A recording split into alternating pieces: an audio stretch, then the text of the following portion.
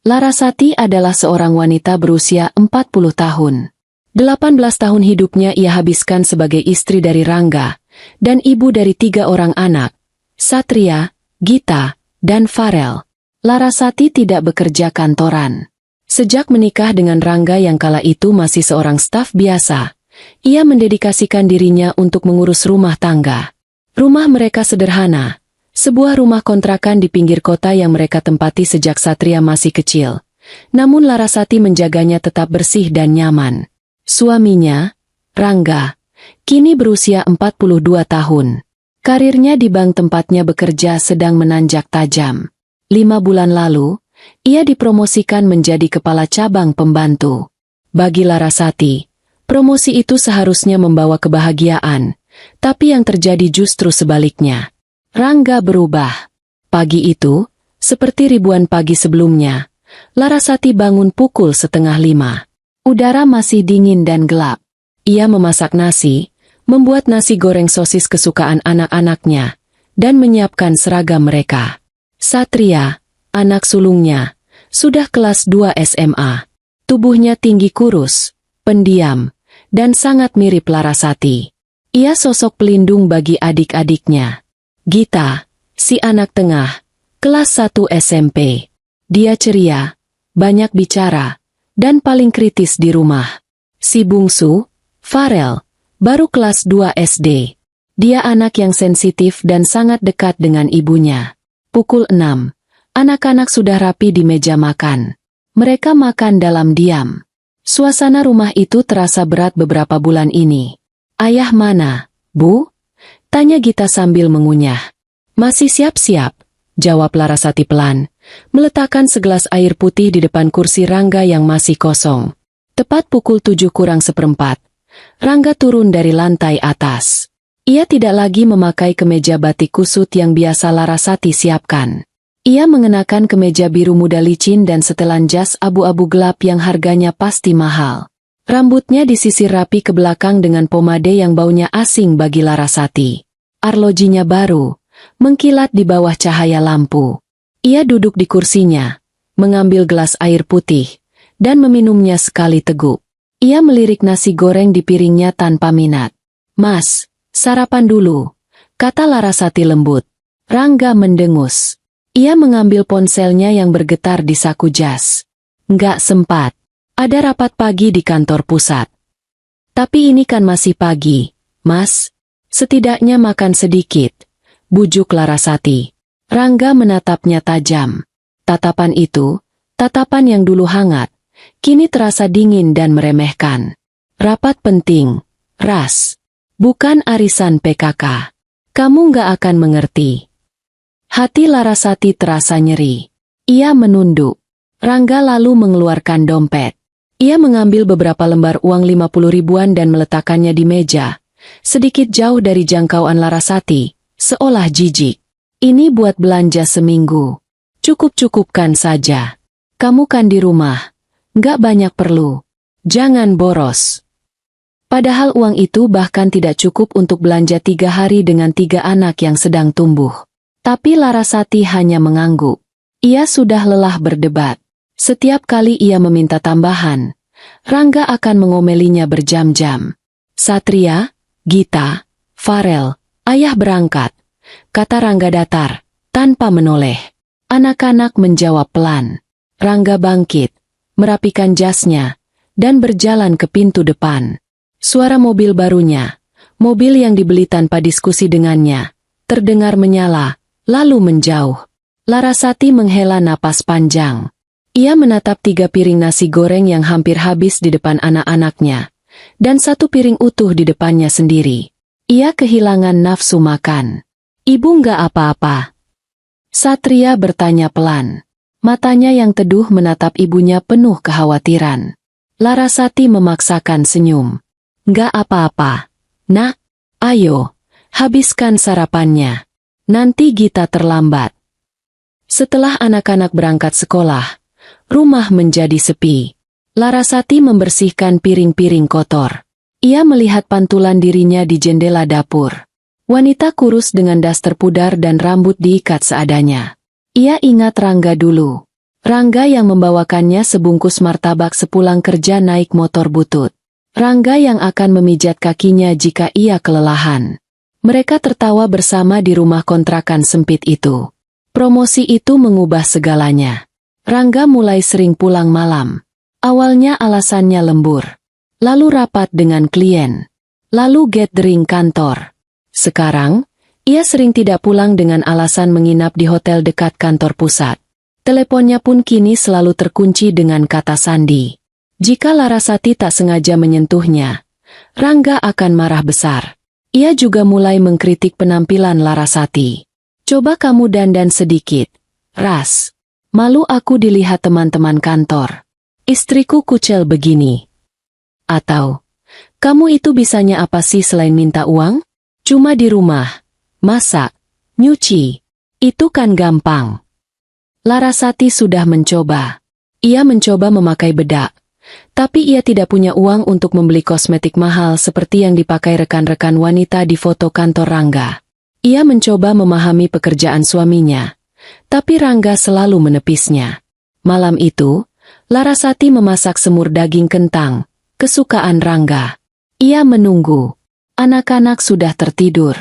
Jam di dinding menunjukkan pukul 11 malam.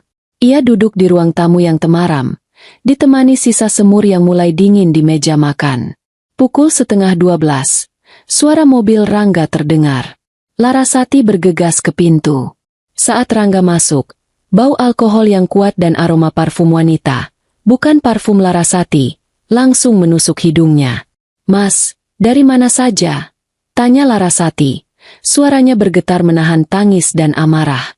Rangga, yang sedikit terhuyung, menatapnya benci. "Kerja. Aku bilang kerja. Kamu pikir gampang cari uang sebanyak ini? Kamu pikir jas ini murah? Kamu pikir mobil itu gratis? Tapi ini sudah larut malam, Mas, dan kamu minum." "Diam," bentak Rangga. Suaranya menggelegar di rumah kecil itu. "Jangan banyak tanya. Tugasmu itu cuma di dapur dan di kasur. Kamu itu cuma istri yang bisanya numpang hidup. Bodoh. Kuno." Rangga mendorong bahu Larasati yang menghalangi jalannya. Larasati terhuyung ke belakang. Rangga tidak peduli. Ia melempar tas kerjanya ke lantai, lalu merebahkan diri di sofa ruang tamu. Dalam hitungan menit, ia sudah mendengkur. Larasati terduduk di lantai dapur yang dingin. Air matanya tumpah tanpa suara. Ia memeluk lututnya, merasakan sakit yang luar biasa di dadanya. Di ujung lorong kamar, pintu kamar Satria terbuka sedikit. Anak sulungnya itu berdiri di sana, mengepalkan tangannya erat-erat, menatap pemandangan itu dengan mata yang dipenuhi kemarahan yang tak terucap. Larasati tahu, rumah tangganya tidak sedang retak lagi. Rumah tangganya sudah hancur. Seminggu berlalu sejak malam itu. Rangga semakin jarang di rumah. Ia hanya pulang untuk ganti baju, lalu pergi lagi. Jika Larasati mencoba bicara, ia akan diabaikan atau dibentak. Uang belanja yang ia berikan semakin sedikit, memaksa Larasati berutang di warung tetangga untuk makan anak-anaknya. Sabtu pagi itu, cuaca cerah.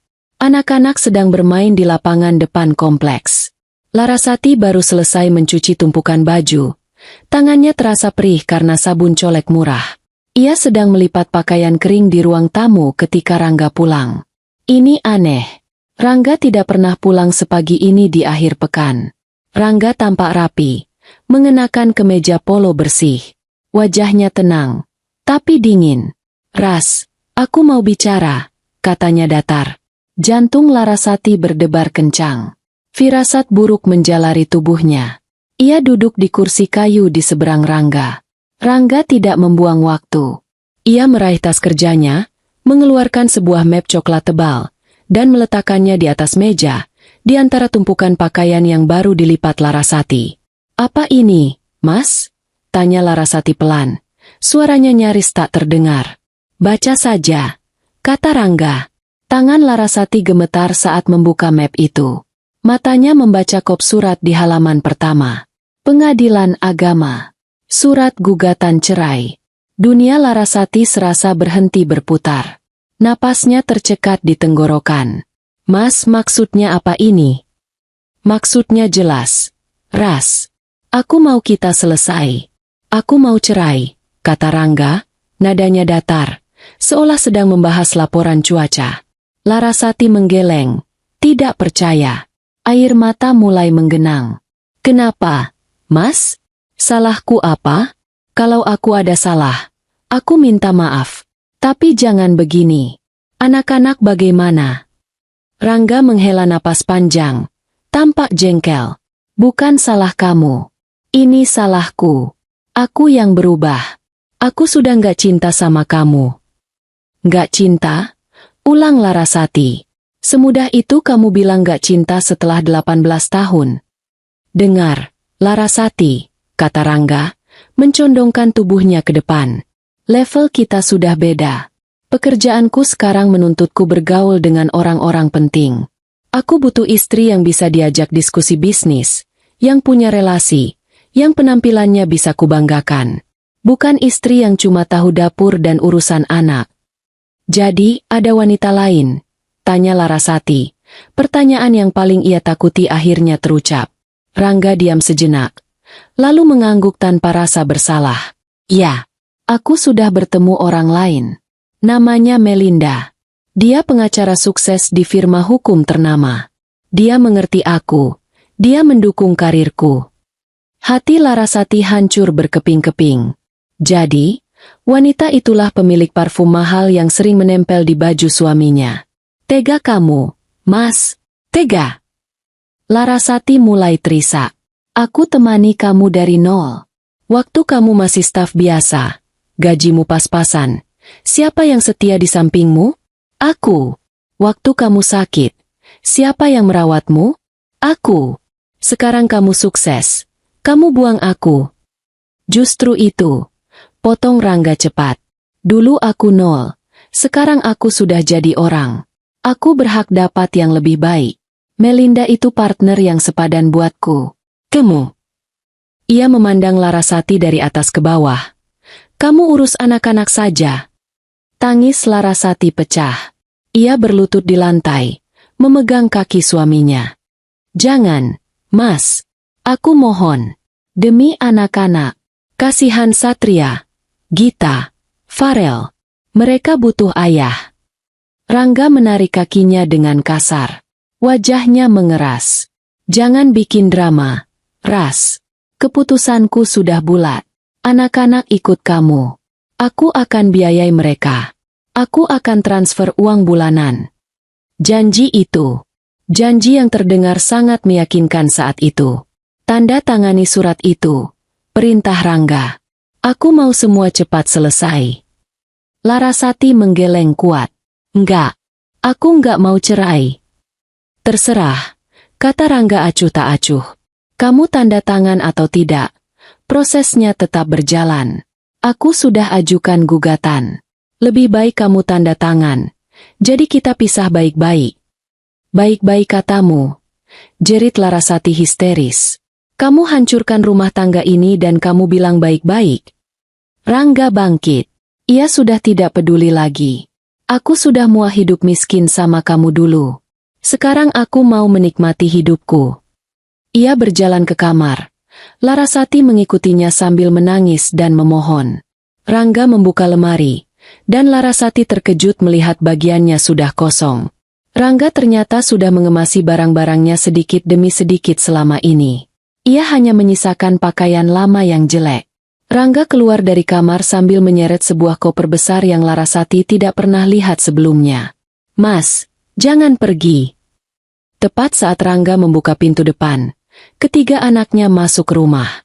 Mereka berlari riang. Wajah mereka penuh peluh keringat.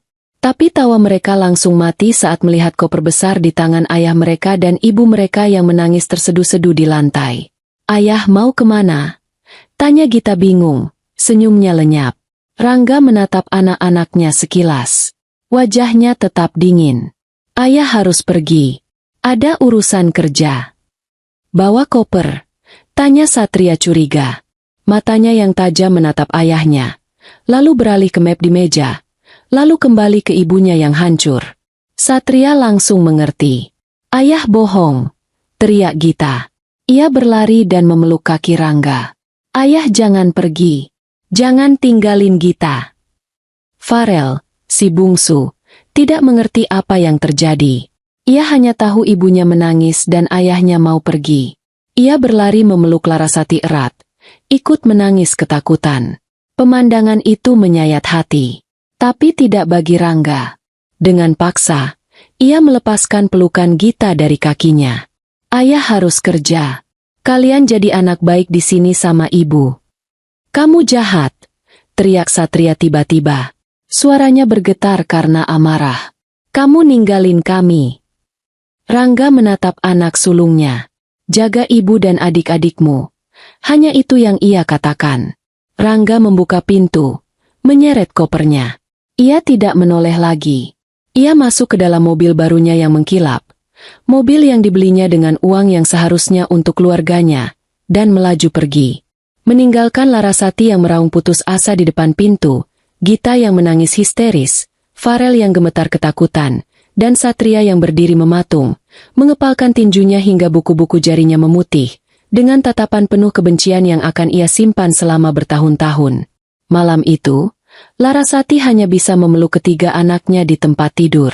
Rumah itu terasa kosong dan sangat dingin. Ia tidak tahu bagaimana harus melanjutkan hidup. Ia hanya tahu, ia telah ditinggalkan. Beberapa minggu kemudian, sidang cerai pertama berlangsung. Rangga tidak datang, hanya diwakili pengacaranya. Bulan berganti. Uang belanja yang dijanjikan Rangga tidak pernah datang. Teleponnya tidak bisa dihubungi. Saat Larasati nekat mendatangi kantornya, Satpam bilang Pak Rangga sudah pindah tugas ke kantor pusat. Larasati akhirnya sadar. Rangga tidak hanya menceraikannya. Ia telah membuang mereka. Ia dan ketiga anaknya dibuang seperti sampah. 2 hari setelah Rangga pergi, kenyataan menghantam Larasati seperti batu besar.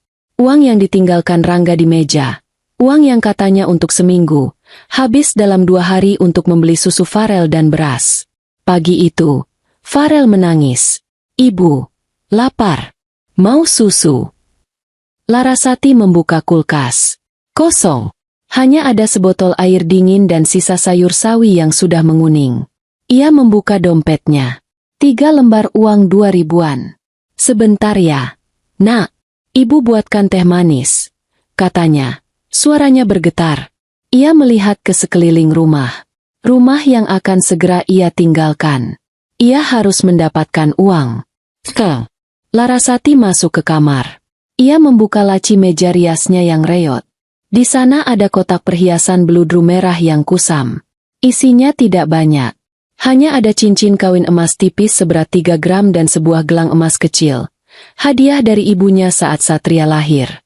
Itu saja harta bendanya. Dengan tangan gemetar, ia mengambil 2 benda itu. Ia menatap cincin kawinnya. Sisa-sisa terakhir dari 18 tahun pernikahannya. Ia menciumnya sekali, lalu memasukkannya ke dalam saku daster. Ia menitipkan anak-anak pada tetangga sebentar. Berbohong ia akan ke warung. Ia berjalan kaki ke toko emas terdekat, yang juga melayani gadai barang. Perasaan malu membakarnya saat ia masuk. Pria di balik etalase menatapnya dari atas ke bawah. Daster pudar, sandal jepit. Pria itu tahu ia putus asa. Mau jual, Bu? Tanyanya tanpa basa-basi. Gadai saja, Pak, cicit Larasati. Pria itu menimbang cincin dan gelang itu. Kondisinya sudah tipis. Paling bisa dapat 800.000. 800.000. Harga untuk 18 tahun. Larasati ingin menangis, tapi ia menahannya. Baik, Pak, saya ambil. Ia keluar dari toko itu dengan uang di tangan, tapi hatinya terasa kosong. Ia merasa seperti pelacur yang menjual kenangannya sendiri. Tapi saat ia membeli beras, telur, sekotak susu formula untuk Farel, dan ayam potong, perasaan itu sedikit mereda. Malam itu, anak-anaknya bisa makan ayam kecap. Mereka makan dengan lahap. Satria, yang kini berusia 17 tahun, makan dalam diam. Ia memperhatikan ibunya yang hanya makan nasi dengan kuah kecap. Kenapa ibu tidak makan ayamnya? Tanya Satria. Ibu masih kenyang. Bohong Larasati. Satria mengambil sepotong paha ayam dari piringnya dan meletakkannya di piring Larasati. Makan, Bu. Ibu harus kuat. Larasati menatap anak sulungnya. Remaja kurus itu kini menjadi satu-satunya pria di rumah. Air matanya menetes di atas piring. Minggu berikutnya, kenyataan kedua menghantam. Pemilik kontrakan datang. Seorang pria parubaya yang baik. Tapi ia juga butuh uang. Mbak Laras, maaf, sewa rumah ini sudah telat 2 minggu. Katanya pelan, tidak enak hati. Saya sudah coba hubungi Pak Rangga, tapi nomornya tidak aktif. Tentu saja tidak aktif. Rangga sudah memblokir mereka dari hidupnya. Saya belum punya uang, Pak. Beri saya waktu seminggu lagi. Pinta Larasati. Pria itu menggeleng sedih. Maaf, Mbak. Sudah ada yang mau isi. Akhir minggu ini, Mbak Laras harus kosongkan rumah ya. Saya benar-benar minta maaf. Dunia Larasati runtuh lagi. Diusir. Ia akan menjadi gelandangan bersama 3 anaknya. Malam itu ia tidak bisa tidur. Ia berjalan mondar-mandir di ruang tamu yang gelap. Uang hasil gadai emas tadi menipis dengan cepat. Ia harus pindah. Tapi kemana? Satria keluar dari kamarnya. Belum tidur, Bu. Larasati menceritakan soal pengusiran itu. Satria terdiam lama.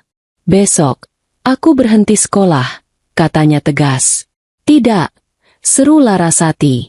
Ibu tidak mau dengar itu. Kamu harus tetap sekolah. Kamu, Gita, Farel, kalian harus sekolah. Itu janji ibu. Lalu kita mau tinggal di mana? Makan apa? Desak Satria. Aku sudah besar, Bu. Aku bisa kerja. Jadi kuli panggul di pasar. Apa saja. Ibu yang akan kerja, kata Larasati. Tapi ia sendiri tidak tahu harus kerja apa. Ijazahnya hanya SMA, dan ia sudah hampir 20 tahun tidak bekerja. Keesokan harinya, Larasati berkeliling mencari kontrakan. Bukan rumah, tapi petakan. Kontrakan sempit berderet-deret dengan 1 kamar, 1 ruang tamu kecil sekaligus dapur, dan kamar mandi bersama di luar. Harganya jauh lebih murah. Ia menemukan 1 di gang sempit yang becek. 300.000 sebulan. Jauh lebih murah dari kontrakan lamanya yang 2 juta sebulan. Ia membayarnya dengan sisa uang gadai.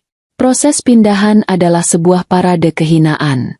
Mereka tidak punya uang untuk menyewa mobil bak.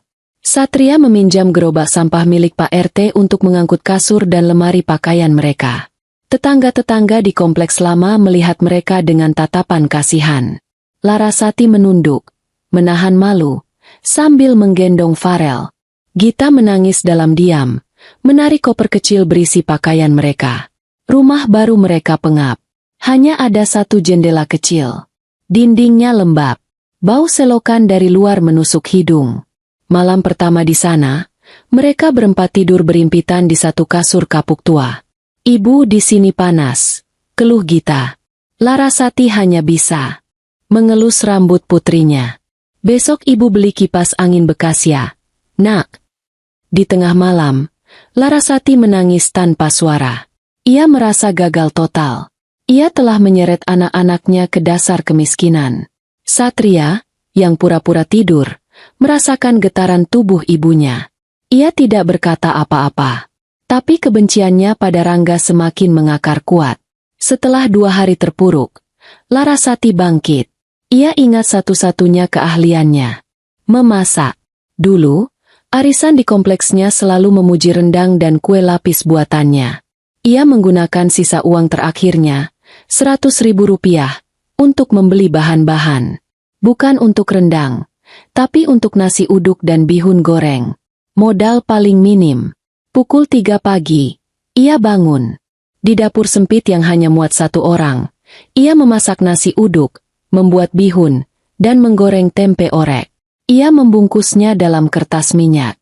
20 bungkus. Pagi-pagi sekali, setelah anak-anak berangkat sekolah, ia menjajakannya di pangkalan ojek dan warung-warung kecil di sekitar kontrakannya. Nasi uduk. Pak, enak, Murah. 2 ribuan saja. Tawarnya dengan suara malu-malu. Awalnya ia ditolak. Sudah ada langganan, Bu. Tapi ia pantang menyerah.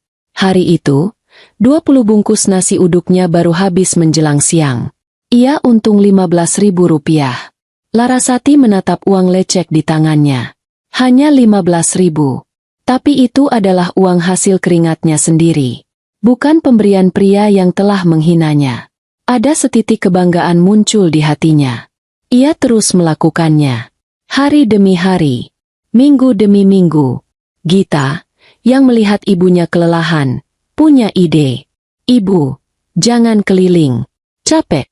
Coba titip di warung depan gang saja. Nanti bayarnya sore. Larasati menurut. Ternyata benar. Nasi uduknya laku keras. Pemilik warung memesan lebih banyak untuk besok. Lalu, ada yang bertanya, bisa bikin kue basah, Bu? Bisa, Bu. Kue lapis, risoles, lemper. Jawab Larasati sigap. Pesanannya bertambah. Dari nasi uduk, menjadi kue nampan untuk arisan. Lalu, ada yang pesan nasi kotak untuk syukuran. Dapur kecil Larasati tidak pernah berhenti mengepul. Ia bangun jam 3 pagi, tidur jam 11 malam. Anak-anaknya melihat perjuangan itu. Mereka tidak tega. Sepulang sekolah, Satria tidak lagi bermain. Ia diam-diam melamar kerja di sebuah warung makan Padang tak jauh dari rumah. Ia diterima sebagai tukang cuci piring. Malam pertama ia gajian. Ia pulang membawa sebungkus nasi rendang dan uang 80.000 rupiah. Ia menyerahkannya pada Larasati. Larasati terkejut. Uang dari mana ini, Nak? Aku kerja, Bu. Cuci piring di rumah makan Padang. Larasati langsung memeluk anak sulungnya. Tangisnya pecah. Maafkan Ibu. Nak, maaf. Harusnya ini uang jajan kamu. Bukan untuk Ibu. Harusnya kamu belajar, bukan kerja. Satria menepuk punggung ibunya. Ia sudah jauh lebih tinggi dari Larasati. Nggak apa-apa, Bu. Ini uang jajan kita. Yang penting kita makan. Aku tetap belajar kok. Gita dan Farel juga tidak mau kalah. Setiap sore, mereka duduk di lantai, membantu ibu mereka. Tangan kecil Gita cekatan melipat kotak nasi. Farel bertugas memasukkan sendok plastik dan tisu ke dalam kantong. Mereka mengerjakan pekerjaan rumah mereka di atas meja kecil yang sama yang dipakai Larasati mengulek bumbu. Mereka jarang mengeluh. Mereka melihat punggung ibu mereka yang semakin bungkuk karena kelelahan. Mereka mendengar ibu mereka sering meringis kesakitan memegangi pinggangnya. Suatu malam, Farel sakit. Badannya demam tinggi sekali. Larasati panik. Uang hasil penjualan hari itu sudah ia belanjakan semua untuk pesanan nasi kotak besar esok hari. Ia tidak punya simpanan. Bu, Farel kejang, teriak Gita ketakutan. Larasati panik. Ia menggendong Farel, bingung harus berbuat apa. Satria, tanpa banyak bicara, masuk ke kamarnya. Ia membongkar celengan kalengnya. Uang itu ia kumpulkan sedikit demi sedikit dari tips mencuci piring. Ia berniat membeli sepatu sekolah baru karena sepatunya sudah jebol. Ia menyerahkan semua uang itu pada Larasati. Bawa Farel ke klinik 24 jam di depan jalan raya. Bu, cepat, pakai uang ini. Malam itu, di klinik kecil yang bau obat, Larasati memeluk Farel yang sudah disuntik penurun panas. Ia menyadari sesuatu. Rangga telah pergi, tapi ia tidak sendirian. Ia punya 3 tentara kecil yang berjuang bersamanya. Mereka adalah keluarganya. 5 tahun berlalu sekejap mata. Kehidupan di kontrakan petakan itu telah berubah. Dapur sempit Larasati kini penuh sesak. Ada 1 kulkas 2 pintu, dibeli bekas, dan 3 kompor besar yang menyala hampir 18 jam sehari. Di depan pintu kayu mereka, tergantung papan kecil bertuliskan, "Catering Dapur Larasati." Menerima pesanan nasi kotak, tumpeng, dan kue basah. Larasati tidak lagi menjajakan dagangannya. Ia kini punya 2 orang ibu-ibu tetangga yang membantunya memasak setiap hari. Pesanannya datang dari kantor-kantor kecil, acara arisan, bahkan beberapa kali untuk pesta pernikahan sederhana. Larasati sendiri sudah berubah. Usianya 45, tapi gurat kelelahan di wajahnya membuatnya tampak lebih tua. Tangannya kapalan dan sedikit kaku karena terlalu sering memegang pisau dan wajan panas. Ia jarang bicara, tapi perintahnya di dapur jelas dan tegas. Ia menjadi wanita yang tangguh, ditempa oleh penderitaan. Anak-anaknya sudah besar. Satria, kini 22 tahun, berhasil masuk kuliah. Ia diterima di jurusan Teknik Mesin Universitas Negeri lewat jalur ujian tulis yang ketat. Ia adalah pemuda pendiam yang terlihat jauh lebih dewasa dari usianya. Tubuhnya tinggi dan tegap. Untuk membiayai kuliah dan hidupnya, ia bekerja tanpa henti. Pagi sampai siang ia kuliah, sore ia menjadi ojek online, dan malam akhir pekan ia bekerja sebagai barista di sebuah kafe di pusat kota. Ia adalah tulang punggung kedua keluarga. Gita, 20 tahun, baru saja masuk kuliah. Dan ia berhasil meraih impiannya, diterima di Fakultas Kedokteran, juga di Universitas Negeri. Yang lebih membanggakan, ia lolos lewat jalur beasiswa penuh untuk siswa berprestasi. Gita yang ceria kini tumbuh menjadi gadis yang kritis, pintar, dan sangat terorganisir. Ialah yang membantu Larasati mencatat keuangan catering dengan rapi di buku kas tua. Farel, si bungsu, kini duduk di bangku SMP. Anak yang dulu sensitif itu tumbuh menjadi remaja yang sangat pendiam. Ia tidak punya banyak teman. Dunianya adalah warung internet, warnet, di ujung gang. Tapi ia kesana bukan untuk bermain game online. Dengan sisa uang jajan yang ia kumpulkan, ia menyewa komputer berjam-jam untuk belajar coding seorang diri. Ia menemukan bakatnya di dunia digital yang sunyi itu. Mereka hidup sederhana. Sangat sederhana. Tapi mereka tidak lagi kelaparan. Mereka punya satu sama lain. Lalu, di mana Rangga? Nama itu sudah menjadi tabu di rumah mereka. Sejak hari ia pergi, ia tidak pernah menelepon. Tidak pernah mengirim uang sepeser pun, mengingkari janjinya di pengadilan. Ia lenyap. Anak-anak tidak pernah bertanya. Bagi mereka, ayah mereka sudah mati. Tapi Rangga tidak mati. Ia hidup sangat mewah. Ia dan istri barunya, Melinda, sering memamerkan kehidupan mereka di media sosial. Liburan ke luar negeri, makan malam di restoran mahal, mobil sport baru. Larasati pernah sekali melihat foto itu dari ponsel tetangganya. Ia hanya tersenyum getir, lalu kembali mengaduk rendang. Hingga suatu malam, takdir mempertemukan mereka dengan cara yang paling ironis. Sabtu malam. Kafe tempat Satria bekerja sedang ramai. Ia sibuk di balik mesin espresso, membuat kopi pesanan pelanggan. Lampu kafe yang temaram dan musik jazz pelan menciptakan suasana nyaman. Pintu kafe berdenting. Masuk sepasang suami istri yang tampak kaya raya. Sang pria, berperut sedikit buncit, mengenakan kemeja polo bermerek mahal dan arloji emas yang berkilauan. Sang wanita, anggun dengan gaun terusan, menenteng tas yang harganya mungkin setara dengan biaya kuliah Satria selama 2 semester. Mereka adalah Rangga dan Melinda. Satria membeku. Tangannya yang sedang memegang portafilter berisi bubuk kopi gemetar hebat. Bubuk kopi itu tumpah sedikit. Ini ayahnya. Pria yang membuangnya.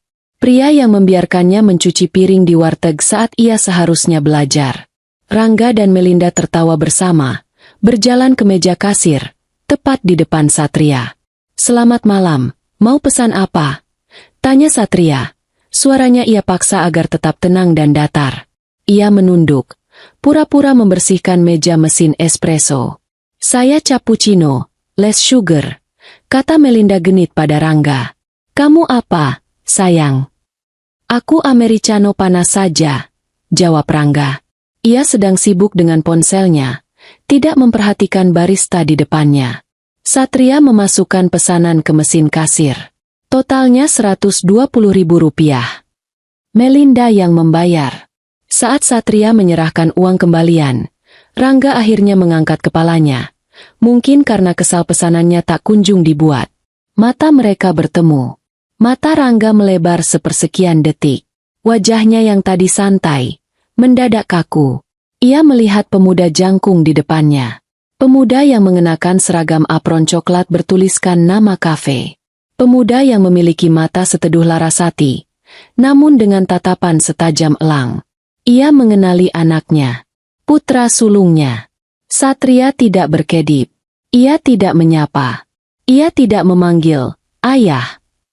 Ia hanya menatap Rangga dengan tatapan dingin yang menusuk, seolah sedang melihat orang asing, atau lebih buruk lagi, sampah. Rangga adalah yang pertama membuang muka. Ia terbatuk, terlihat salah tingkah. "Kopinya jangan lama, ya," katanya gugup, lalu buru-buru menarik Melinda ke meja di sudut. "Kenapa, sayang?" tanya Melinda, tidak menyadari apa yang terjadi. Enggak apa-apa. Baristanya lelet saja," gumam Rangga. Ia tidak berani menatap ke arah kaunter bar lagi. Satria membuat kopi pesanan itu dengan tangan yang kaku karena menahan amarah. Pria itu ada di sini. Bernapas di ruangan yang sama dengannya. Mengeluh soal kopi yang lama, setelah melupakannya selama 5 tahun. Keluhan tentang liburan ke Singapura yang tertunda, sementara ibunya harus mengorbankan kesehatannya untuk menyekolahkan mereka. Setelah kopi selesai, Satria memanggil nomor antrean. Bukan Rangga yang mengambil. Ia menyuruh Melinda. Selama 30 menit mereka duduk di sana. Satria bisa merasakan mata Rangga sesekali mencuri pandang ke arahnya. Tatapan yang bukan rindu. Itu tatapan malu, takut, dan jengkel karena ketahuan. Saat mereka pergi, Rangga berjalan cepat, mendahului Melinda, tanpa menoleh lagi. Malam itu, setelah kafe tutup, Satria duduk sendirian di ruang ganti karyawan. Ia meninju lokernya. Bukan karena sedih. Ia marah. Marah karena pria itu masih bisa tertawa. Marah karena pria itu pura-pura tidak mengenali darah dagingnya sendiri. Ia tidak menceritakan kejadian ini pada siapapun di rumah. Itu akan melukai ibunya. Itu akan membangkitkan amarah Gita. 2 tahun lagi berlalu. Catering dapur Larasati semakin maju. Larasati akhirnya berhasil mengumpulkan uang. Cukup untuk membayar uang muka sebuah rumah kecil sederhana di perumahan baru di pinggir kota. Tipe 36. Kecil, tapi milik sendiri. Tidak ada lagi dinding lembab atau kamar mandi bersama. Hari mereka pindahan adalah hari yang penuh haru. Mereka mengangkut barang-barang mereka yang tidak seberapa itu dengan mobil bak sewaan. Saat Larasati sedang merapikan kamar barunya, Gita berlari masuk sambil menjerit-jerit kecil. Ia memegang selembar surat. Ibu, lihat, aku diterima." Larasati menghentikan aktivitasnya. "Diterima apa, Nak?" "Aku diterima di Fakultas Kedokteran, Bu."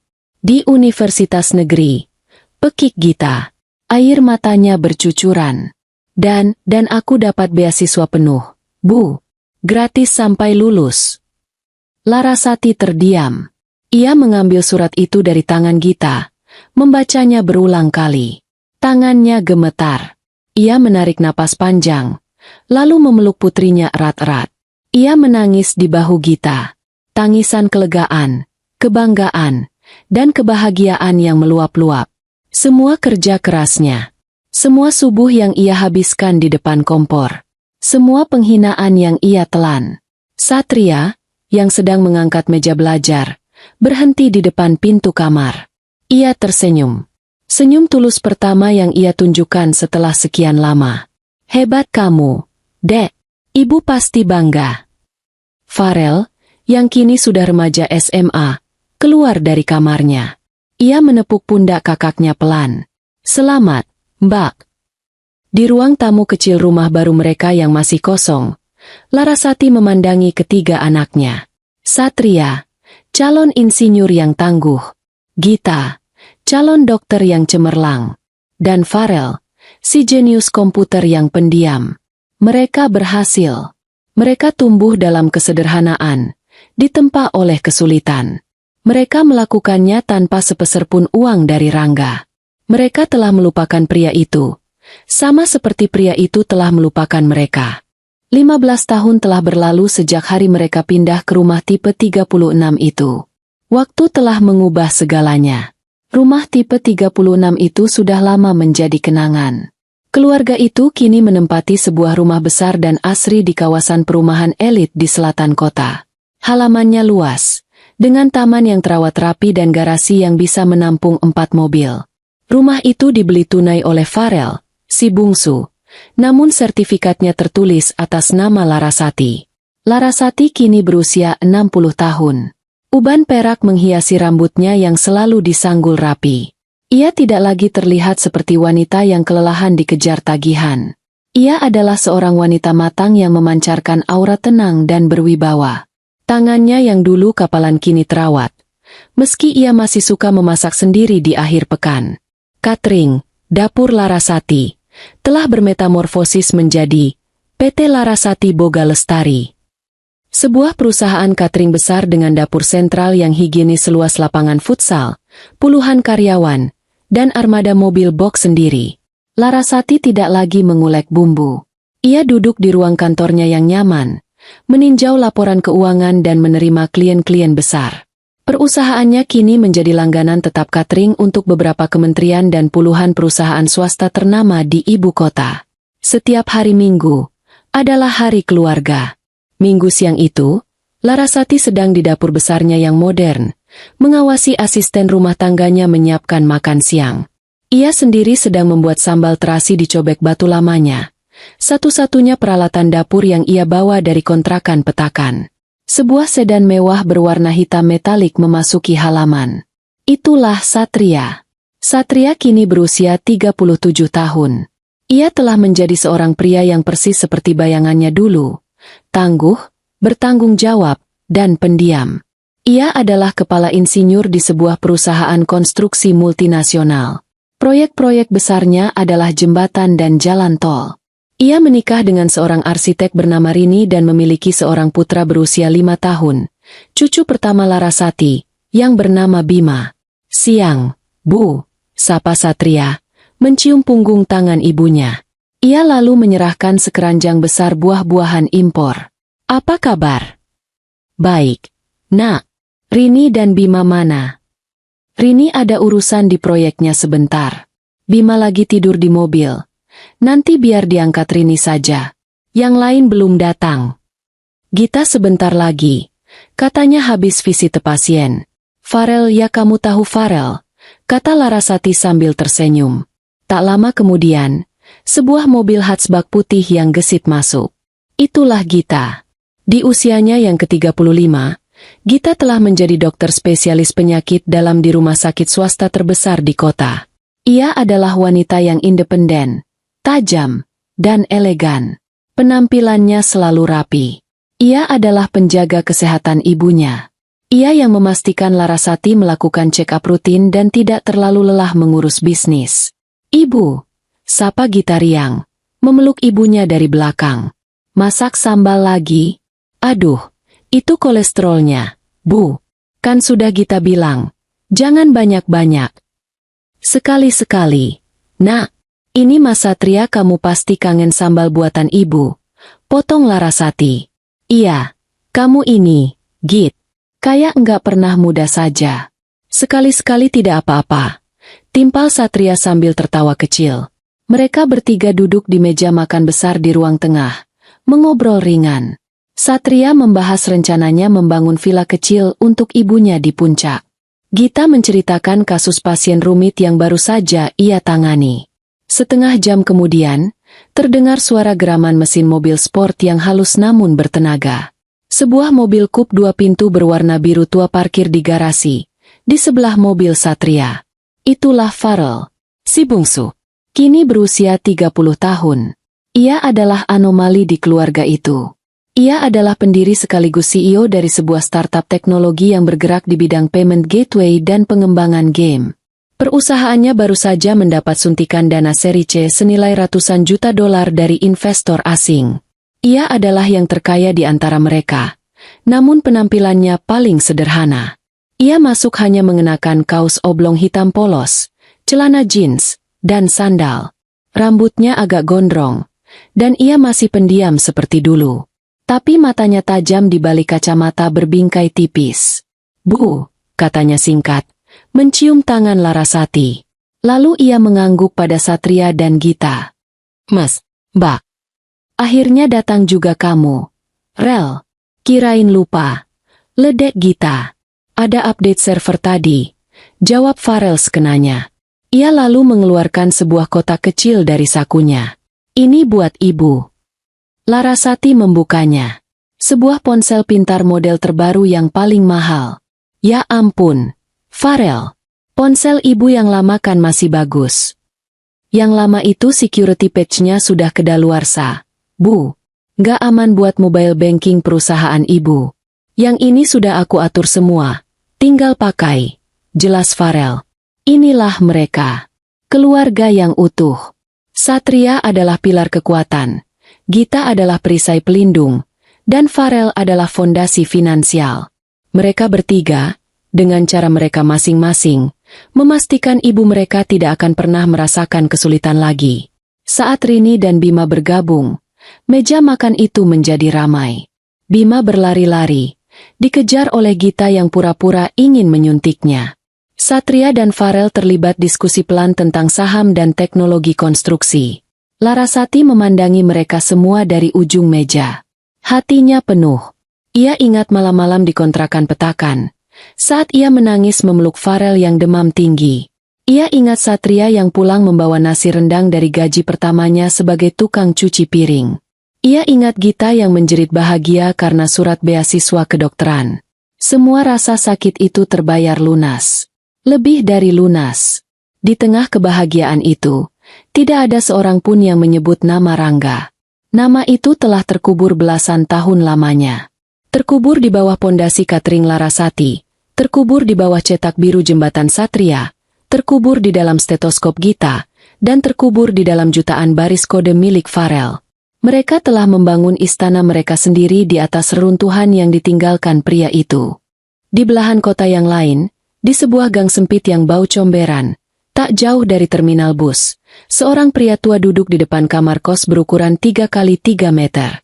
Kamar itu pengap, hanya ada kasur tipis di lantai. Kipas angin kecil yang berisik, dan tumpukan pakaian kotor di sudut. Pria itu adalah Rangga. Usianya kini 62 tahun. Rambutnya sudah putih semua, tipis, dan kotor. Perutnya yang dulu buncit tanda kemakmuran kini kempis, menyisakan kulit bergelambir di balik kaos oblongnya yang sudah berlubang. Matanya yang dulu tajam dan arogan, kini keruh dan penuh keputusasaan. Hidupnya hancur. Kehancuran itu tidak terjadi dalam semalam. Itu adalah proses pembusukan yang lambat selama 10 tahun terakhir. 15 tahun lalu, di puncak karirnya, Rangga keluar dari bank. Bersama Melinda, ia mendirikan perusahaan konsultan investasi. Dengan koneksi Melinda sebagai pengacara dan reputasi Rangga sebagai bankir, bisnis mereka awalnya melesat. Mereka hidup seperti raja dan ratu. Apartemen mewah, mobil sport berganti-ganti, liburan keliling Eropa. Rangga benar-benar melupakan masa lalunya. Ia melupakan Larasati, dan ia melupakan 3 anak yang pernah ia temui di kafe itu. Tapi Rangga adalah manajer yang buruk. Ia sombong dan tidak teliti. Ia mengambil keputusan berdasarkan ego, bukan data. Ia terlalu boros. Uang perusahaan dipakai untuk gaya hidup pribadi. Ia pikir uang akan terus mengalir. Kesalahan fatal pertama terjadi 7 tahun lalu. Ia salah menempatkan dana investasi besar milik kliennya ke perusahaan tambang bodong. Klien itu marah besar dan menuntutnya. Disinilah Melinda menunjukkan wajah aslinya. Dia adalah pengacara yang cerdik. Dia tahu kapan kapal akan karam. Selama setahun terakhir sebelum kehancuran itu, Melinda diam-diam memindahkan aset-aset bersama mereka. Apartemen, mobil mewah, dan sisa dana di rekening bersama, semua ia balik nama atas namanya sendiri, dengan alasan-alasan hukum yang rumit yang Rangga yang arogan itu tidak pernah mau repot-repot membacanya. Ketika gugatan klien itu masuk, Melinda bertindak cepat. Ia yang pertama kali mengajukan gugatan cerai. Rangga terkejut. Apa maksudmu, Mel? Kita sedang ada masalah besar. Kamu malah minta cerai. Justru karena kita ada masalah, Rangga. kata Melinda dingin di ruang sidang. Masalah kamu. Itu adalah keteledoranmu. Investasi itu atas namamu. Aku tidak mau ikut terseret kebangkrutanmu. Rangga tidak berdaya. Melinda, dengan keahlian hukumnya, membantunya, membagi harta. Rangga, setuju, mengambil alih seluruh utang perusahaan, sementara Melinda, dengan murah hati, tidak akan menuntut harta apapun darinya. Harta yang memang sudah tidak ada lagi atas nama Rangga. Sidang selesai. Rangga keluar dari pengadilan agama, untuk kedua kalinya dalam hidupnya, sebagai pria yang kalah. Tapi kali ini, ia tidak hanya kehilangan keluarga. Ia kehilangan segalanya. Perusahaannya bangkrut. Ia dinyatakan pailit. Semua asetnya yang tersisa disita bank untuk membayar utang klien. Apartemennya disegel. Ia terusir ke jalan hanya dengan satu koper di tangannya. Ironisnya, koper yang sama dengan yang ia seret saat meninggalkan Larasati dulu. Ia mencoba menghubungi teman-teman lamanya. Tidak ada yang mengangkat telepon. Pria tua miskin yang bangkrut bukanlah teman yang ingin mereka akui. Melinda? Ia lenyap. Rangga dengar ia pindah ke luar negeri bersama kekasih barunya, seorang ekspatriat kaya. Rangga bertahan hidup dengan menjual sisa-sisa harga dirinya. Arloji emasnya yang palsu, yang asli sudah lama dijual Melinda, laku 300.000. Ia menggunakannya untuk menyewa kamar kos bulanan. Sejak itu, hidupnya adalah penderitaan harian. Untuk makan, ia sering mengandalkan belas kasihan penjaga warteg yang memberinya nasi sisa. Ia mencoba bekerja. Tapi siapa yang mau mempekerjakan pria tua, ringkih, tanpa keahlian selain menyuruh-suruh, dan punya catatan bangkrut? Paling-paling, ia menjadi tukang parkir liar di malam hari, berdebat dengan preman-preman terminal untuk memperebutkan lahan. Siang itu, di depan kamar kosnya, perutnya keroncongan. Ia belum makan sejak kemarin sore. Uang di sakunya tinggal 1.000 rupiah. Ia menatap tangannya yang kurus dan gemetar. Ia teringat anak-anaknya. Bukan. Ia tidak ingat mereka karena rindu. Ia ingat mereka karena ia butuh uang. Ia putus asa. Entah bagaimana, ia mendengar kabar itu. Kabar yang seperti dongeng. Mantan istrinya, Larasati si wanita rumahan yang kucel itu, kini menjadi pengusaha catering sukses. Dan anak-anaknya, ia dengar mereka semua menjadi orang-orang hebat. Insinyur, dokter, dan pengusaha teknologi. Rasa iri dan penyesalan yang pahit membakar dadanya. Penyesalan bukan karena telah meninggalkan mereka, tapi penyesalan karena ia salah langkah. Harusnya ia tidak menceraikan Larasati. Harusnya ia tetap di sana, dan sekarang ia pasti hidup enak di masa tua, dimanjakan oleh anak-anaknya yang sukses. Ya, mereka harus membantuku. Gumamnya pada diri sendiri. Aku ini ayah mereka. Darahku mengalir di tubuh mereka. Mereka berutang hidup padaku. Pikiran itu memberinya kekuatan. Sebuah kekuatan jahat yang didorong oleh keputusasaan. Ia berdiri. Ia merapikan kausnya yang kotor. Ia harus mencari Larasati. Ia harus mencari anak-anaknya. Ia akan datang sebagai ayah yang hilang. Ia akan meminta maaf. Ia akan menangis. Mereka pasti akan luluh. Mereka pasti akan menerimanya kembali. Dengan sisa tenaga, Rangga berjalan kaki gontai keluar dari gang sempit itu, menuju jalan raya, mencari tumpangan gratis ke alamat lama Larasati. Ia tidak tahu Larasati sudah pindah.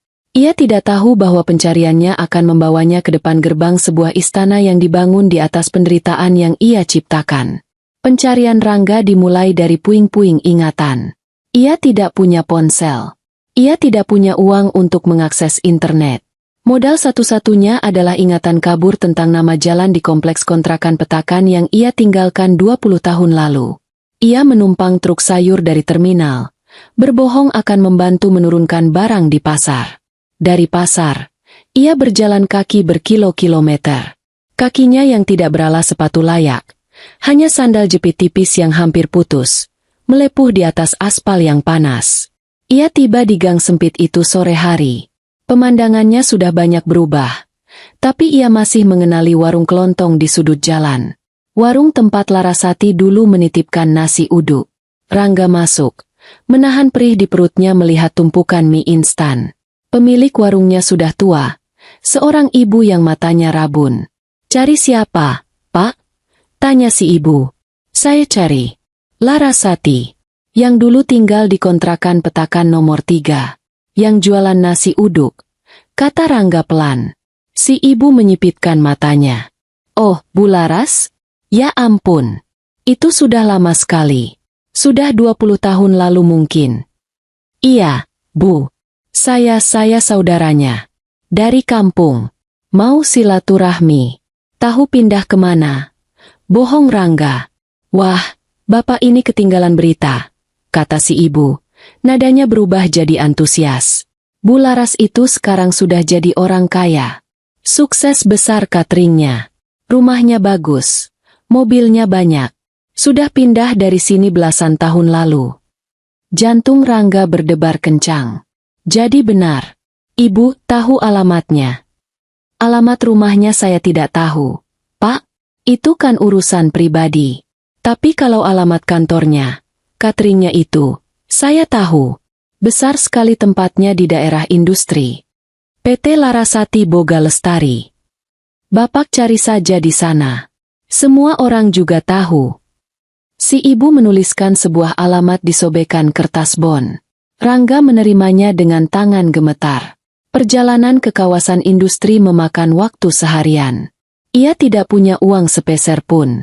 Ia mengemis di angkutan umum. Diusir. Ia akhirnya berhasil menumpang mobil bak terbuka yang membawa pasir. Duduk di belakang bersama debu dan kerikil. Ia sampai di depan sebuah gedung megah berlantai 3 dengan papan nama besar. PT Larasati Boga Lestari. Sebuah dapur sentral yang bersih dan modern terlihat dari balik gerbang. Puluhan mobil box berlogo sama terparkir rapi. Rangga, dengan pakaiannya yang kotor dan bau keringat, terlihat sangat kontras. Ia mencoba masuk. "Stop, Pak," sergah seorang satpam muda yang tegap. "Mau kemana? Ada perlu apa?" Saya mau ketemu Bu Larasati," kata Rangga gugup. Satpam itu menilainya dari atas ke bawah dengan tatapan curiga. "Sudah ada janji?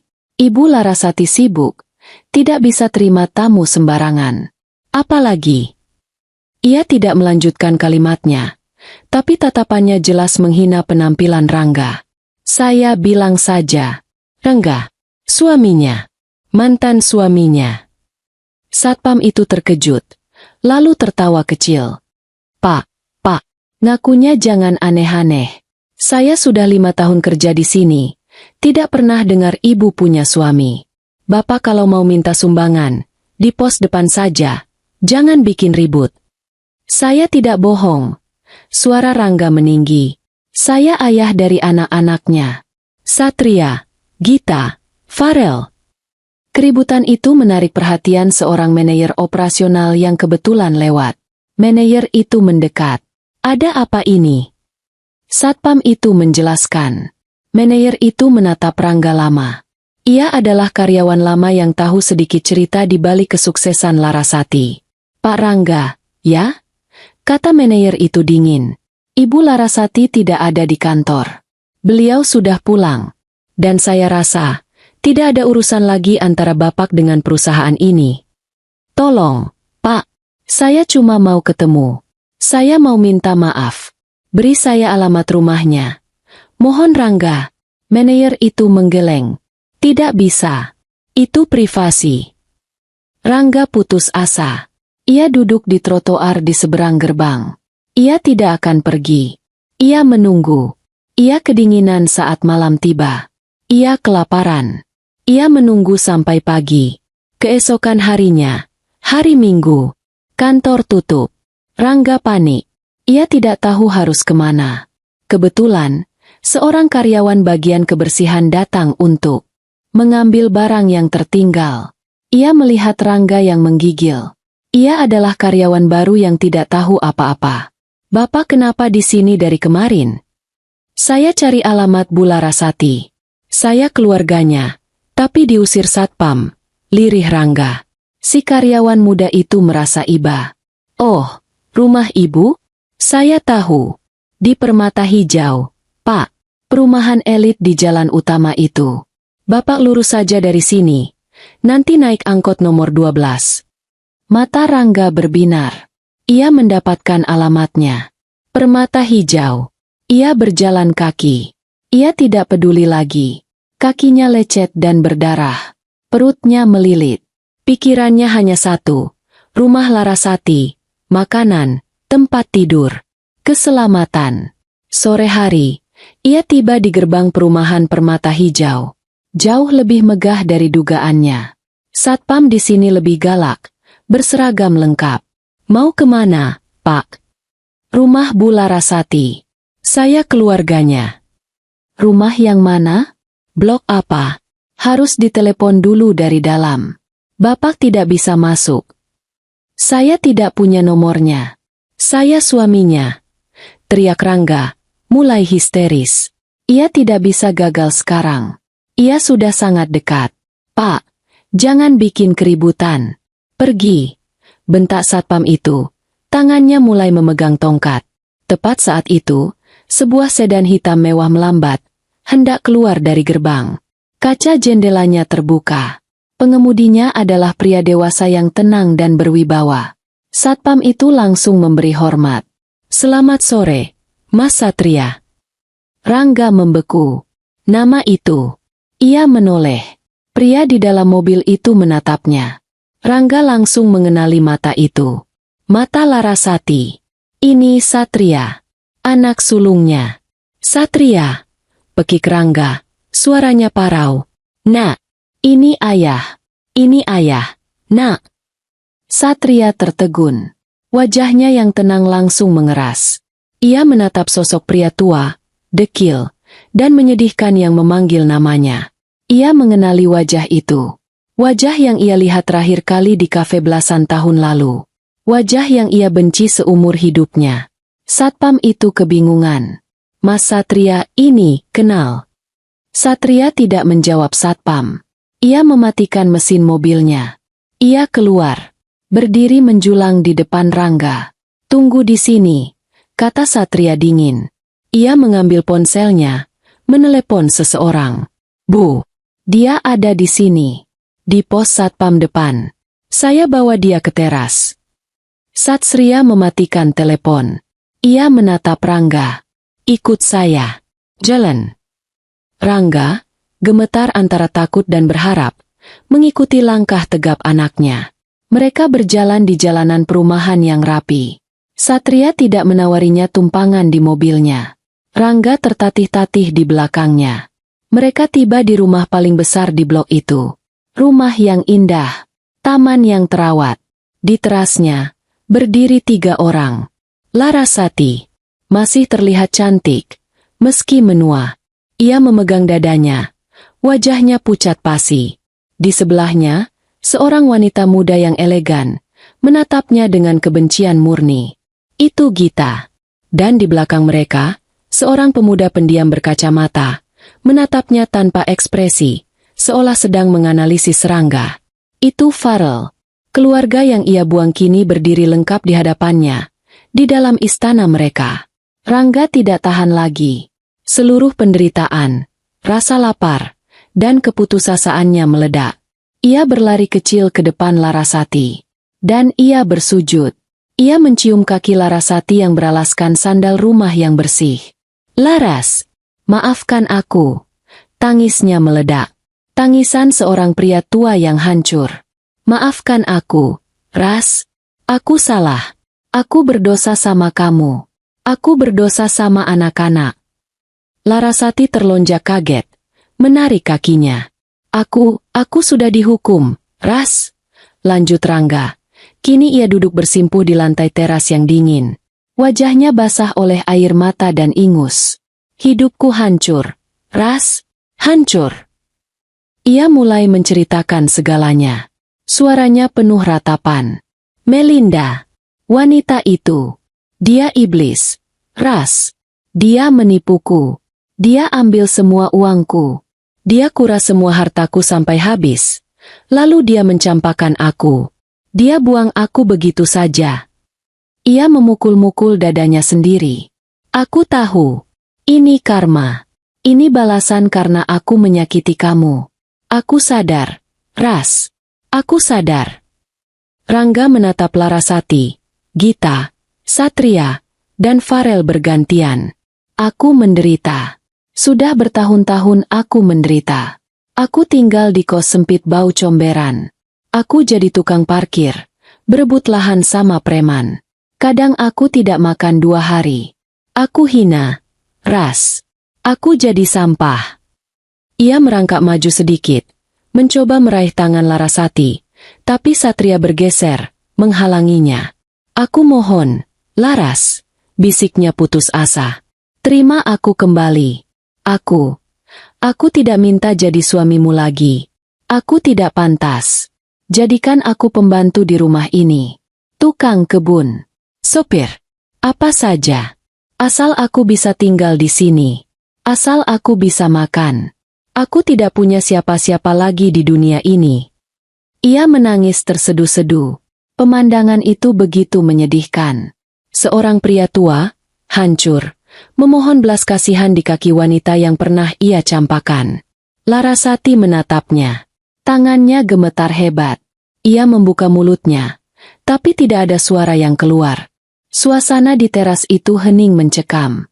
Satu-satunya suara adalah isak tangis Rangga yang memilukan dan suara jangkrik yang mulai terdengar menjelang maghrib. Rangga masih bersimpuh. Wajahnya menunduk ke lantai. Bahunya berguncang. Ia menunggu jawaban. Ia menunggu pengampunan. Ia menunggu Larasati berkata, "Masuklah, Mas. Semua sudah kumaafkan." Larasati masih mematung. Bibirnya terkatup rapat. Matanya menatap kosong ke arah Rangga. Tapi pikirannya melayang. Pikirannya melayang ke malam saat ia memeluk Farel yang kejang. Pikirannya melayang ke hari saat ia menjual cincin kawinnya. Pikirannya melayang ke punggung Satria yang basah keringat setelah mendorong gerobak sampah berisi perabotan mereka. Jadi, sebuah suara rendah dan dingin memecah kesunyian. Itu Satria. Ia melangkah maju 1 langkah, berdiri tepat di depan Rangga, menaungi tubuh ayahnya yang ringkih dengan bayangannya yang tegap. "Jadi, Bapak mau kembali?" tanya Satria. Suaranya datar. Tidak ada amarah. Tidak ada kesedihan. Hanya kekosongan yang dingin. Rangga mengangkat wajahnya yang basah. Matanya penuh harap. "Iya, Nak." "Satria, maafkan ayah. Ayah salah." Satria menatapnya lurus. "Bapak ingat malam itu? Sekitar 18 tahun lalu. Di kontrakan petakan yang bau selokan." Rangga mengerutkan kening. "Bingung." "Farel sakit," lanjut Satria. Suaranya tetap datar, seolah ia sedang membacakan laporan proyek konstruksi. "Bukan sakit biasa. Dia demam tinggi sekali. 40 derajat. Lalu dia kejang. Matanya mendelik ke atas. Tubuhnya kaku." Larasati tersentak. Ingatan itu kembali menghantamnya. Ia memejamkan mata. "Ibu panik." Satria melanjutkan. "Ibu menangis histeris. Kita tidak punya uang, Pak. Tidak sepeser pun. Uang hasil jualan nasi uduk hari itu sudah habis ibu belikan bahan untuk pesanan besok. Ibu mau pinjam uang ke tetangga. Tapi ibu malu. Ibu gengsi. Ibu tidak mau orang lain tahu kita semiskin itu." Rangga terdiam. Ia tidak ingat. Ia tidak tahu soal ini. "Aku," kata Satria, menunjuk dirinya sendiri. "Aku pecahkan celenganku. Celengan kaleng bekas biskuit. Isinya uang receh 100-an dan 500-an. Uang hasil aku cuci piring di warung Padang. Uang yang mau aku pakai beli sepatu sekolah baru. Karena sepatuku sudah jebol. Dengan uang itulah ibu bawa Farel ke klinik 24 jam di pinggir jalan raya. Klinik kecil yang kotor." Satria berjongkok agar wajahnya sejajar dengan wajah Rangga. Matanya menusuk tajam. Di klinik itu, sambil menunggu dokter, ibu mencoba menelepon bapak. "Aku ingat sekali. Ibu meminjam ponsel perawat. Ibu menekan nomormu. Berkali-kali. Nomor bapak aktif. Terdengar nada sambung. Tapi bapak matikan. Telepon pertama, Bapak matikan. Telepon kedua. Bapak matikan. Telepon ketiga. Nomor Bapak sudah tidak aktif. Bapak memblokir nomor kami. Aku. Rangga mencoba menyela. Aku tidak tahu. Mbah. Bapak tidak tahu. Potong Satria. Kami tahu Bapak tidak tahu. Dan kami tahu kenapa Bapak tidak tahu. Besoknya, lanjut Satria, suaranya semakin pelan, semakin mematikan. Tetangga sebelah kontrakan, yang baru dibelikan ponsel pintar oleh anaknya, menunjukkan sesuatu pada ibu. Sebuah foto dari media sosial istri baru Bapak. Itu foto Bapak. Bapak sedang tertawa lebar, memakai kemeja pantai. Bapak sedang di Singapura. Di Universal Studios, Bapak memegang gelas minuman besar berwarna-warni. Bapak tampak sangat bahagia. Mata Rangga melebar ngeri. Bapak sedang berlibur, desis Satria. Bapak mematikan telepon dari kami. Karena Bapak tidak mau liburan mewah, Bapak diganggu oleh anak Bapak yang sedang sekarat di klinik bau obat.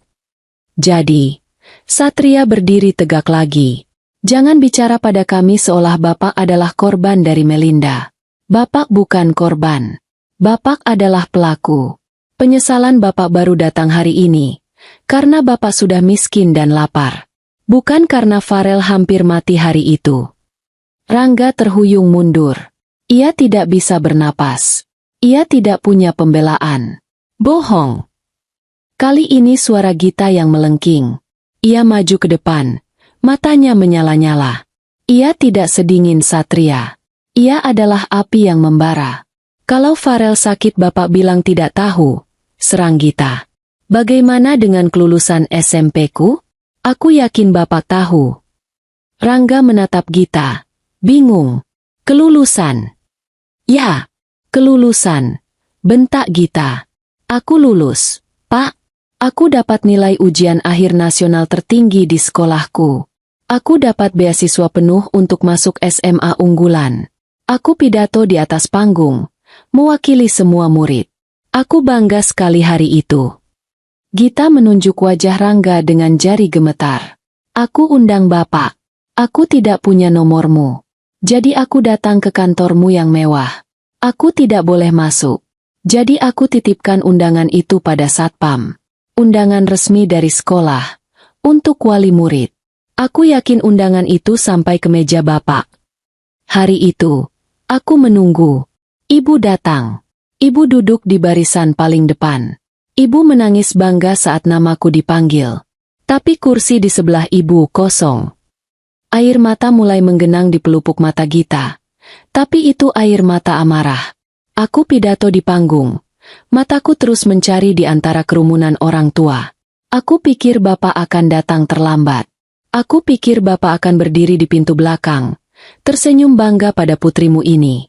Tapi Bapak tidak datang. Sampai acara selesai, Bapak tidak ada. Bapak tahu kenapa aku tahu Bapak sengaja tidak datang? Rangga hanya bisa menggeleng pelan. Karena hari itu hari Sabtu. Bapak tidak kerja. Jerit Gita. Dan aku tahu Bapak ada di mana. 3 hari kemudian, aku melihatnya di majalah gosip murahan di tukang cukur. Foto Bapak sedang mendampingi anak tiri Bapak, anak Melinda, di acara pentas seni sekolah elitnya. Bapak bertepuk tangan dengan bangga melihat anak orang lain menyanyi di panggung. Bapak tidak datang di hari kelulusanku, tapi Bapak datang ke pentas seni anak tirimu. 1 kursi kosong di hari terpentingku. Itu sudah jawaban yang jelas buatku. Gita menarik napas panjang, menenangkan dirinya. Jadi, untuk apa Bapak di sini sekarang? Meminta kami mengisi kursi kosong di sisa hidup Bapak yang menyedihkan? Maaf, kursinya sudah tidak ada. Konfrontasi itu, fakta-fakta yang diucapkan dengan sangat rinci. Itu adalah pukulan yang lebih telak daripada tamparan. Rangga syok.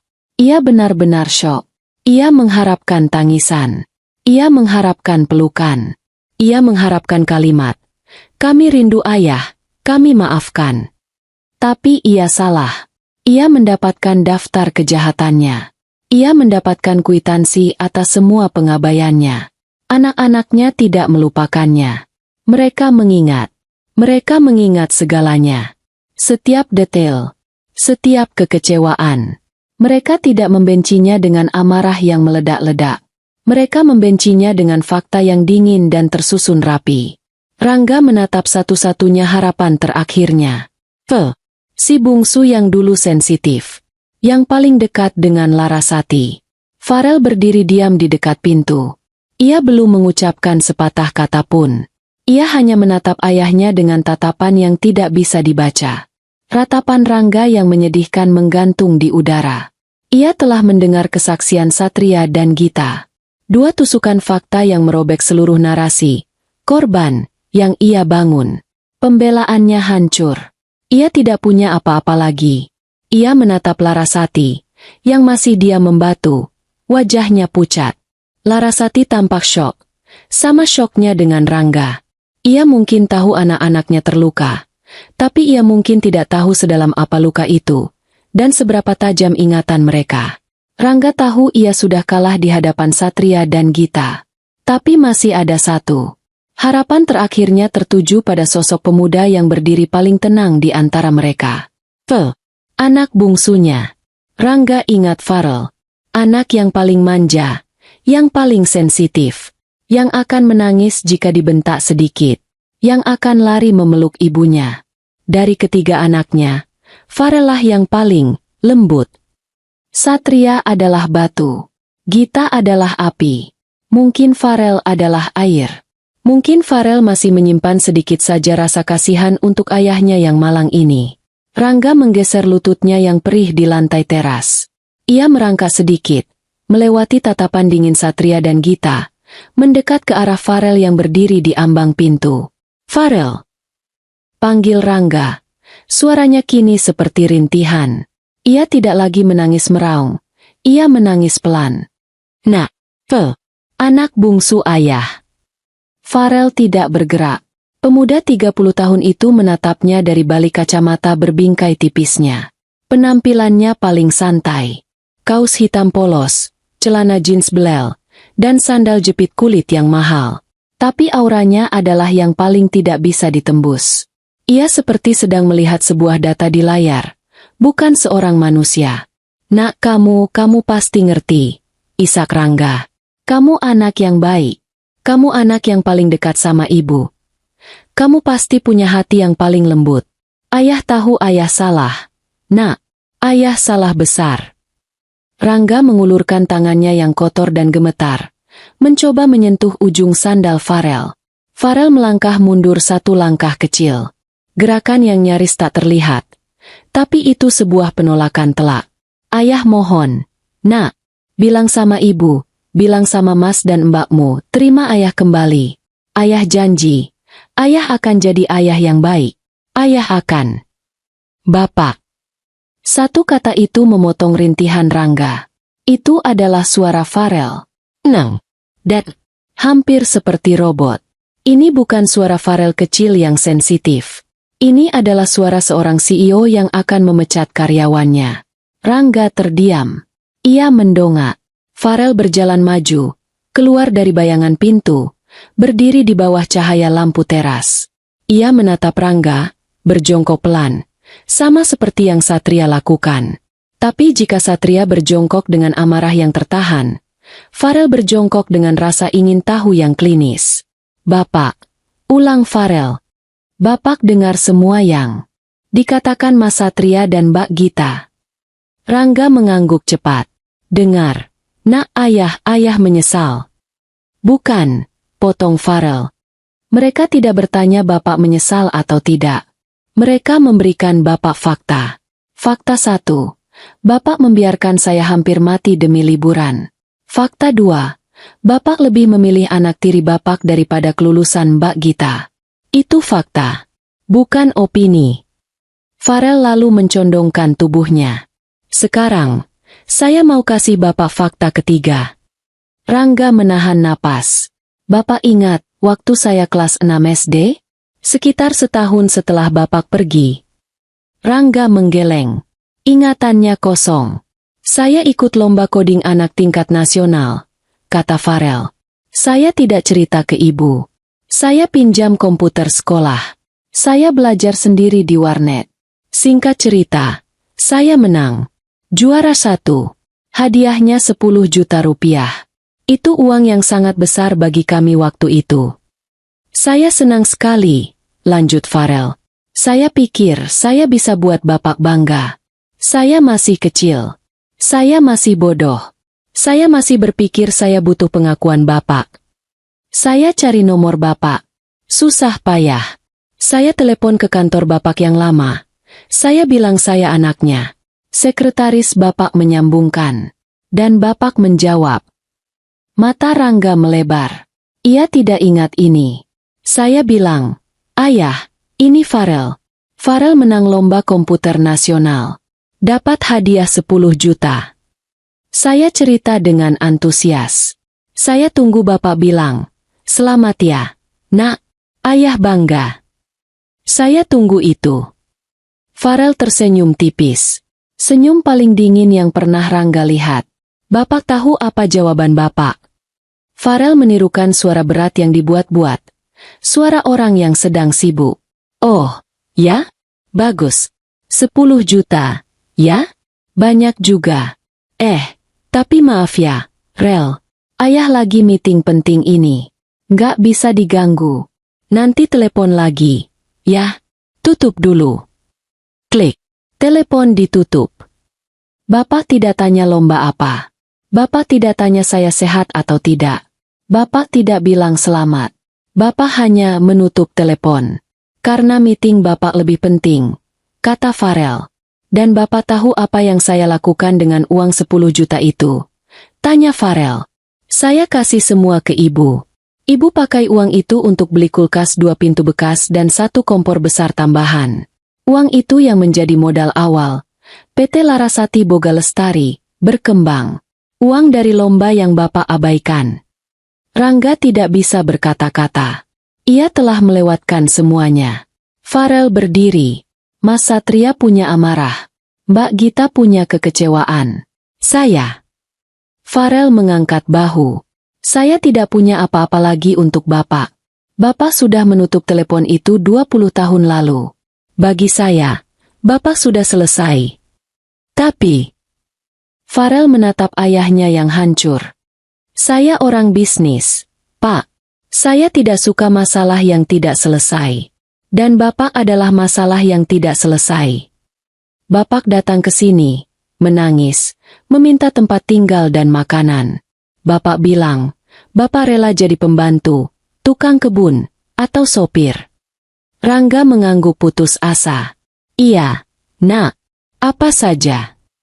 Baik, kata Farel tegas. Bapak mau balikan sama ibu?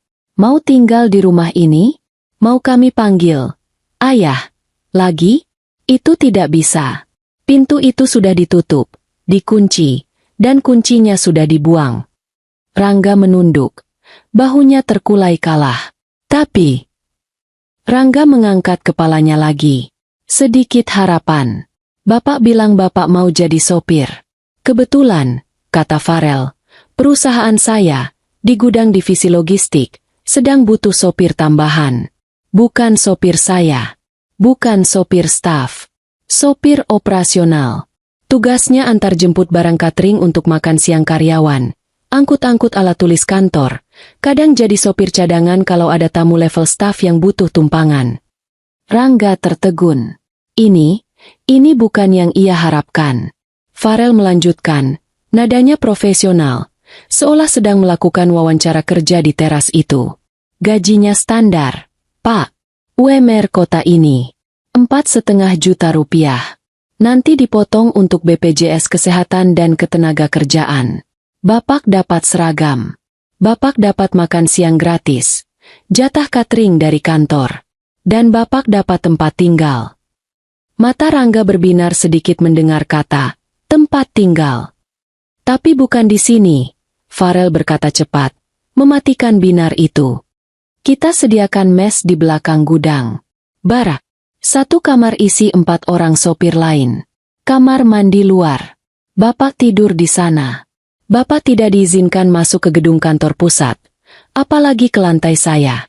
Bapak melapor ke kepala urusan umum. Bapak tidak akan punya urusan apapun dengan saya. Inilah respons yang syok itu. Ini bukan amarah. Ini bukan pengampunan.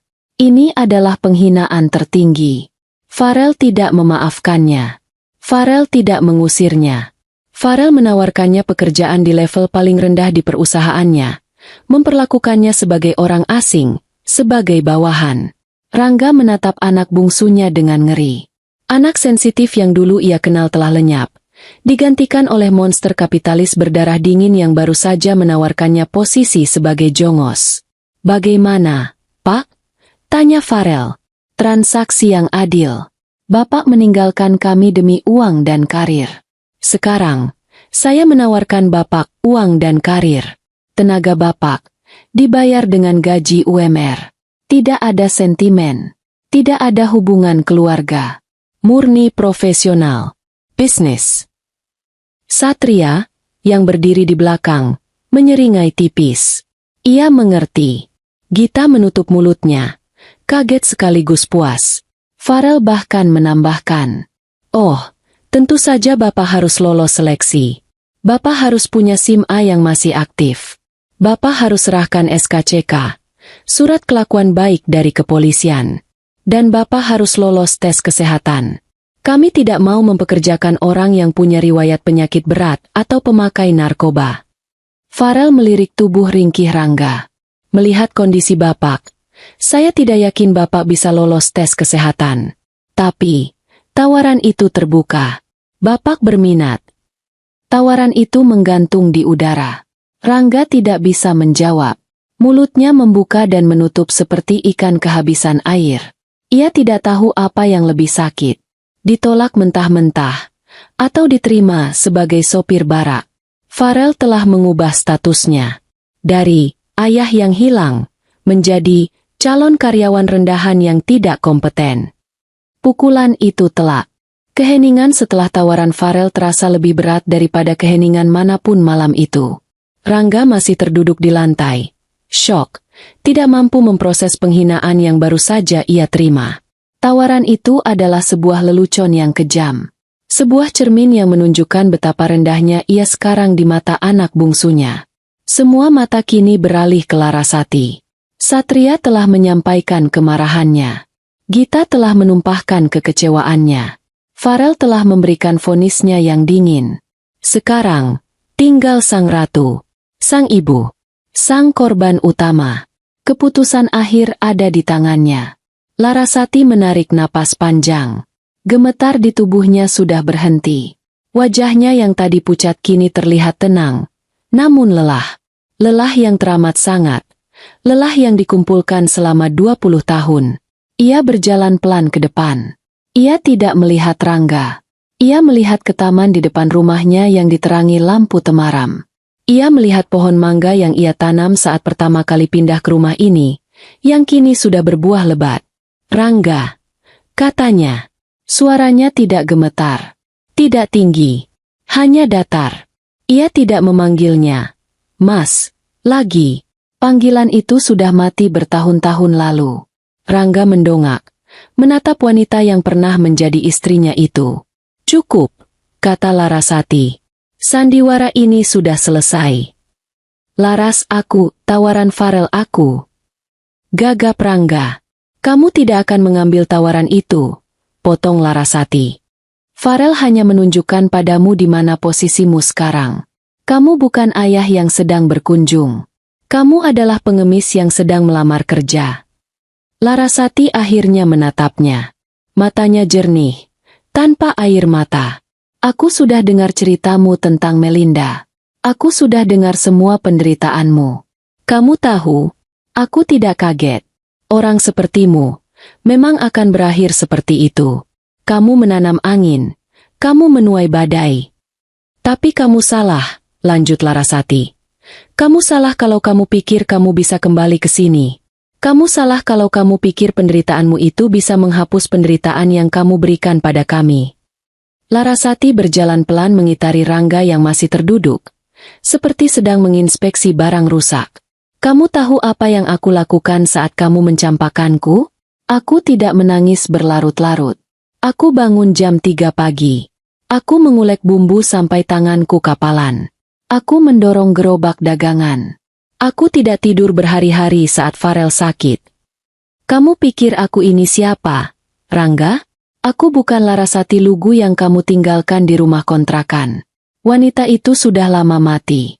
Kamu membunuhnya hari itu. Yang berdiri di depanmu ini, Larasati berhenti di depan Rangga, adalah pendiri PT Larasati Boga Lestari. Seorang wanita yang belajar akuntansi dari buku kas warung. Seorang wanita yang belajar manajemen dari tukang ojek langganan. Seorang wanita yang belajar kegigihan dari tangis lapar anak-anaknya. Dan anak-anakku, Larasati menoleh ke belakang, ketiga pilar hidupnya. Lihat mereka. Satria. Dia bukan cuma insinyur. Dia adalah pria yang mengorbankan masa remajanya untuk mencuci piring, agar adik-adiknya bisa minum susu. Gita. Dia bukan cuma dokter. Dia adalah gadis kecil yang belajar di bawah cahaya lilin saat listrik kontrakan kita diputus, demi mendapatkan beasiswa. Dan Farel. Dia bukan cuma bos perusahaan teknologi. Dia adalah anak laki-laki yang mengubah rasa sakitnya karena diabaikan, menjadi jutaan baris kode yang menghasilkan uang. Larasati kembali menatap Rangga. Rumah ini, mobil-mobil di garasi itu, kesuksesan kami. Semua ini dibangun di atas pondasi yang kamu hancurkan. Kami membangunnya dengan puing-puing yang kamu tinggalkan. Tidak ada satupun kontribusimu di sini. Rangga mulai menangis lagi. Laras, aku mohon beri aku kesempatan, aku ayah mereka. Kamu bukan ayah mereka, kata Larasati tajam. Kamu hanya donor sperma. Ayah mereka adalah Satria, yang membiayai sekolah adik-adiknya. Ayah mereka adalah Gita, yang merawatku saat aku sakit. Ayah mereka adalah Farel, yang memastikan kami tidak akan pernah kelaparan lagi. Mereka saling membesarkan satu sama lain. Kamu tidak ada di sana. Larasati berjongkok. Wajahnya kini hanya berjarak beberapa jengkal dari wajah Rangga. Kamu tanya apa aku memaafkanmu? Bisiknya. Ya, aku sudah memaafkanmu. Sudah lama sekali. Aku memaafkanmu di malam-malam saat aku terlalu lelah untuk membencimu. Aku memaafkanmu agar aku bisa fokus membesarkan mereka. Aku memaafkanmu agar hatiku ringan. Kebencian itu beban. Dan aku tidak punya tenaga untuk membawa beban tambahan. Harapan muncul di mata Rangga. Laras. Tapi, Larasati memotongnya. Memaafkan, bukan berarti menerima kembali. Memaafkan, bukan berarti melupakan. Memaafkan, bukan berarti aku bodoh. Pintu rumah ini, Larasati menunjuk pintu kayu jati yang kokoh di belakangnya, sudah tertutup untukmu. Selamanya. Larasati berdiri. Keputusan sudah final. Satria melangkah maju. Ia diam-diam sudah menelepon satpam kompleks. Ia merogoh saku belakang celananya. Mengeluarkan dompet kulit hitam yang sederhana. Ia membukanya, dan mengeluarkan seluruh uang tunai di dalamnya. Ada segepok uang ratusan ribu rupiah. Entah 1, 2, atau 3 juta. Ia tidak menghitungnya. Ia mengambil uang itu, lalu tanpa berkata apa-apa, ia membungkuk dan memasukkan uang itu dengan paksa ke dalam saku kemeja kotor Rangga. Rangga terkejut dengan gerakan itu. Ini, kata Satria, suaranya serak dan rendah. Ini bukan dari seorang anak untuk ayahnya. Ini sedekah. Dari orang yang mampu, untuk orang yang membutuhkan. Sebuah sedekah. Itulah nilai seorang Rangga sekarang. Ambil uang ini, lanjut Satria. Beli baju bersih. Beli makanan. Cari tempat tinggal yang layak. Tapi jangan di sini. Pergi. Rangga menatap uang yang menyembul dari sakunya. Ini adalah puncak penghinaan. Ia tidak diberi pengampunan. Ia diberi uang receh. Jangan pernah cari kami lagi, kata Satria tegas. Jangan pernah hubungi kami. Jangan pernah datang ke kantor ibu, atau kantor Farel. Jangan pernah muncul di rumah sakit Gita. Jangan pernah datang ke sini lagi. Ini adalah yang terakhir. Dua orang satpam kompleks kini sudah tiba di depan gerbang, berdiri di samping mobil Satria. Mereka melihat pemandangan itu dengan bingung. Satria memberi isyarat pada mereka. "Pak, tolong," katanya sopan namun penuh perintah. "Tolong antarkan bapak ini keluar dari kompleks. Pastikan beliau naik angkutan umum dan pergi." Satpam itu mengangguk. "Baik, Mas Satria." Mereka mendekati Rangga. "Mari, Pak, kami antar." Rangga tidak punya tenaga untuk melawan. Ia terlalu hancur. Dihancurkan oleh fakta-fakta Satria, disayat oleh kekecewaan Gita, dibekukan oleh tawaran Farel, dan dikubur oleh keputusan Larasati. Ia bangkit dengan lutut gemetar. Tangannya memegangi saku kemejanya, merasakan segepok uang sedekah yang terasa panas seperti bara api. Ia didampingi oleh dua satpam, berjalan gontai meninggalkan teras mewah itu. Ia tidak berani menoleh ke belakang. Larasati, Satria, Gita, dan Farel berdiri di sana, di teras rumah mereka yang terang benderang. Mereka tidak melihatnya pergi. Saat langkah Rangga menghilang di tikungan jalan, Larasati menghela napas panjang. Ia berbalik dan memeluk Gita. Gita menangis di bahu ibunya. Satria merangkul mereka berdua. Farel berdiri di samping mereka, menatap pintu yang terbuka. Satria melangkah maju. Ia meraih gagang pintu kayu jati yang kokoh itu. Ia menariknya hingga tertutup. Klik. Suara kunci diputar. Tegas. Final. Di dalam, kehangatan keluarga, tawa Bima yang terbangun, dan aroma masakan Larasati mulai tercium lagi. Di luar, di jalanan yang gelap, Rangga berjalan diapit dua satpam.